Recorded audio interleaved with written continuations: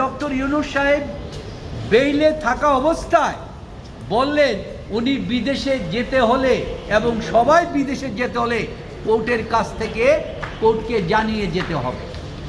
অথচ যেই আদালতটা এটা হচ্ছে সর্বোচ্চ আদালত লেবার আইনে, তার ক্ষমতাকে খর্ব করার অধিকার হাইকোর্টের নাই যতক্ষণ পর্যন্ত ওই আদালত কোনো অন্যায় না করবে।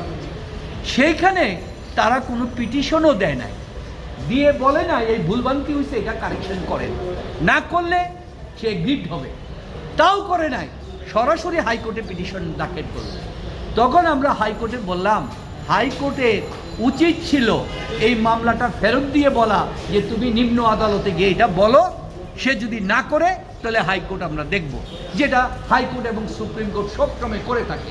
কিন্তু ডক্টর ইউনূসের বেলা এটা হলো না, না হয়ে হাইকোর্ট তখন রুল ইস্যু করলো, বলল অতি তাড়াতাড়ি মামলা নিষ্পত্তি করো এবং ওনার বেইল যেটা আছে বলছে দেশের বাইরে যেতে হলে তাকে আদালতে ইনফর্ম করে দিতে হবে। যখন আমরা ইনফর্ম করতে গেলাম কোর্ট এত ভয় পেল, কোর্ট বলল যে না হিয়ারিং করতে হবে, হিয়ারিং করে অ্যাপ্লিকেশন দিতে হবে, অ্যাপ্লিকেশন দিয়ে হিয়ারিংয়ের পরে উনি জাজমেন্ট দে, অর্ডার দে, তারপরে সেই অর্ডার আদালতে দেখানো হয়, সেই দেখানোর পরে তারপরে সেখানে তাকে যাওয়া হয়। এই হলো বিষয়টা। অথচ আপনারা দেখতে পারলেন গত কিছুদিন আগে ডক্টর ইউনূস সাহেবের কাগজপত্র 5 দিন আগে জমা দিতে হয়, তারা পরীক্ষা করে দেখেন ওনার আদালতের পারমিশন আছে কিনা। অথচ বেনজির দুর্নীতি দমন কমিশনের অভিযুক্ত আসামি, কিভাবে অভিযুক্ত আসামি 100 কোটি টাকা ব্যাংক থেকে গ্রহণ করে পালিয়ে গেল। তিনি তো নিশ্চয়ই ভিআইপি লাউঞ্জ দিয়ে গিয়েছেন, অথবা এয়ারপোর্টে সিসি ক্যামেরা আছে, সেখানে পুলিশ ইনভেস্টিগেশনের আছে, তারাও জানেন, তাহলে সেভাবে কিভাবে যান। আর ডক্টর ইউনূসকে তাকে দেখাতে হয় কাগজ আদালতের পারমিশন আছে কিনা। আগামীকালকে ডেট, কালকে পর্যন্ত আমাদের পক্ষের থেকে খোঁজ নেওয়া হয়েছে, বলছে জাজমেন্ট রেডি হয় নাই, রেডি হয় নাই, রেডি হয় নাই। আজকে সকালে কয়েকটি টিভির মাধ্যমে, টেলিফোনের মাধ্যমে জানতে পারলাম যে 50 পাতার রায় হলো এবং এই রায় হলো এবং বলা হলো দ্রুতগতিতে নিষ্পত্তি করা হোক। আপনাদের কাছেও হয়তো কপি আছে।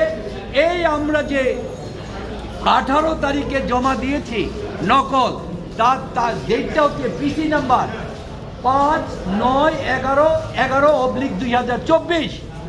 এইটা যখন দিয়ে বলা হয়েছে আমাদেরকে নকল দেন, আজকে আমরা অ্যাপিলেট ডিভিশনের চেম্বার জজে যাব, তখন সেকশন বলছে আপনার পিসি খুঁজে পাওয়া যাচ্ছে না, তাই আপনি নকল পাবেন না।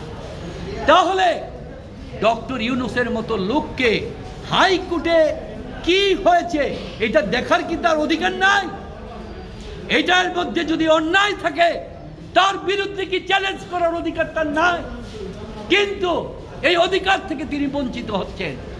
আজকে 40 বছরের এই আদালতের উকালতির জীবনে এই ধরনের ঘটনা, কোন যুদ্ধ অপরাধী হতে আরম্ভ করে, বঙ্গবন্ধু মার্ডার কেস হতে আরম্ভ করে, জেল হত্যা মামলা হতে আরম্ভ করে, কোথাও তা দেখি নাই।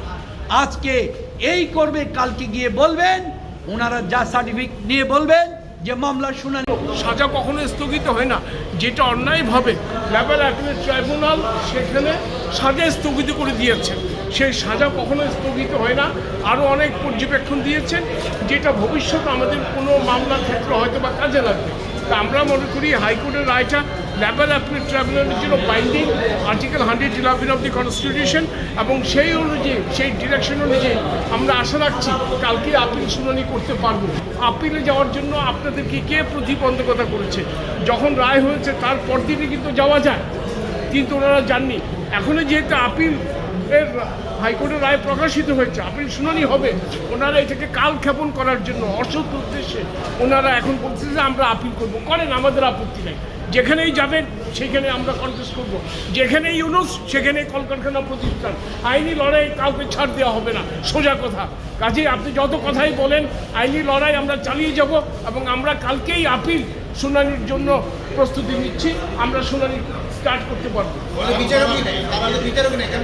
বিচারক আছে তো, একজন বিচারক 3 সদস্যের কমিটি থাকে। সেই আইনের জটিলতা যদি প্রশ্ন উঠে সেটা আমরা আদালতের কাছে সেটা প্রতিকার চাবো, প্রয়োজনে যদি হয় আমরা আইনি ব্যাখ্যা চাবো। উনি খেয়ে হারিয়ে ফেলেছে। দুদক পিছনের দরজা দিয়ে কিছু হলেই দুদক, আরে ভাই এটা তো দুদকের মামলা না, এটা কলকারখানা প্রতিষ্ঠানের মামলা। দুদকের মামলা স্বাক্ষর জন্য দিয়ে আছে, ওনার বিরুদ্ধে অভিযোগ গঠন হয়েছে অর্থ পাচার মামলায়। সেই অর্থ পাচার মামলা আপনি সাক্ষী দিয়ে কন্টেস্ট করে বেরিয়ে আসুন, আপনি আইনি যুক্তি দিয়ে সাক্ষ্য দিয়ে খালাস হয়ে আসুন। পেছনের দরজায় দুদক কেন? দুদক যা করেছে প্রকাশ্য করেছি, দিবালোকের মধ্যে করেছে, কাজে সেটা আপনি ফেস করুন। যেখানে ডক্টর ইউনূস সেখানেই কলকারখানা প্রতিষ্ঠান অধিদপ্তর, এটা দিয়ে আপনি কি বোঝাতে চাইছেন? এটা দিয়ে বুঝাতে চাচ্ছি কলকারখানা প্রতিষ্ঠানের মামলাটি শ্রম আদালতে যখন বিচারাধীন ছিল কালক্ষেপণ করতে চেয়েছিল কিন্তু পারে নাই। এখন যখন আপিল শুনানির জন্য রেডি হচ্ছে, হাইকোর্টের রায় প্রকাশিত হয়েছে, আবার আবার উনি এটা কালক্ষেপণ করতে যাচ্ছেন। তো উনি যে শ্রমিকদের অধিকার নিয়ে নয় ছয় করছে, আমরা সেই জন্যই বোঝাতে চাচ্ছি আমরা শ্রমিকদের অধিকার রক্ষায় কাজ করি।